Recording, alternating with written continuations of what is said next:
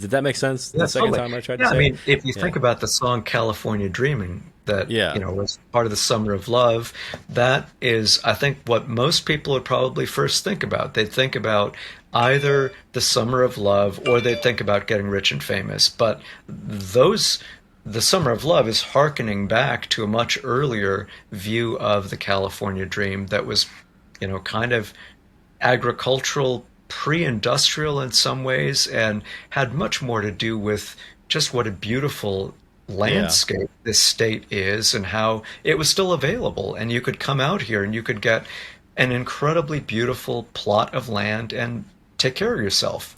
When I think about opportunity, when I think about the California dream, I think much more in terms of self-sufficiency, the ability to be self-reliant, the ability to just make it without being extraordinary or having extraordinary advantage. It's so funny because I think I had we not been having this conversation, I would think exactly the opposite.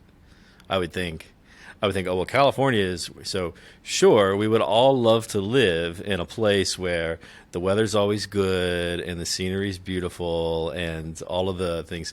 But how the hell are you going to live there? Because you can't afford it, and the only way that you're going to do it is, and if you move there from Texas, then you got to get used to a whole different set of rules about things. And how's anybody going to how's anybody like to in my mind it's like you have to have the the exceptional situation. You have to be in some special situation if you want to go there. And what you said was the opposite. Well, I mean, I think both points of view are right. The reason Antioch is branded around opportunity lives here is because it is unique and because everything you said is true in the rest of the Bay Area. It's not true of the rest of the state. It's not true everywhere, but it would also be really disingenuous of me to say that today it's like it was in Steinbeck's time.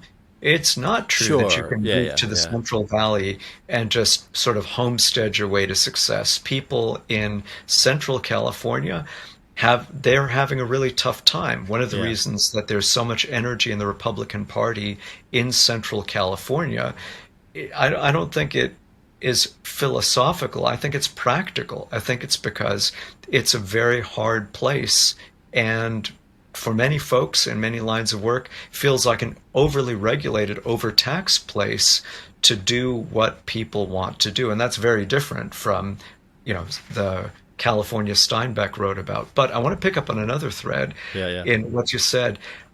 I think there's a megaphone effect Hmm. today that's very different.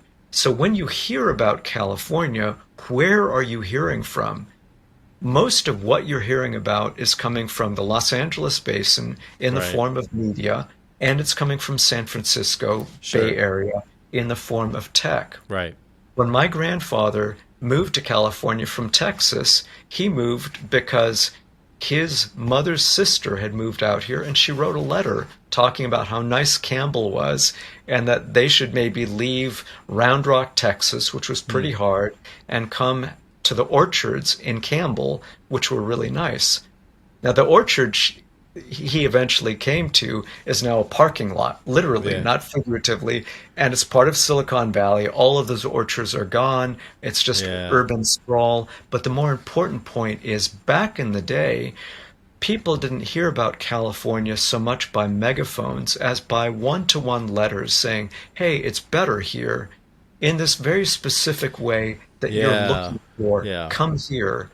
And it's just a very different way of experiencing California or thinking about opportunity.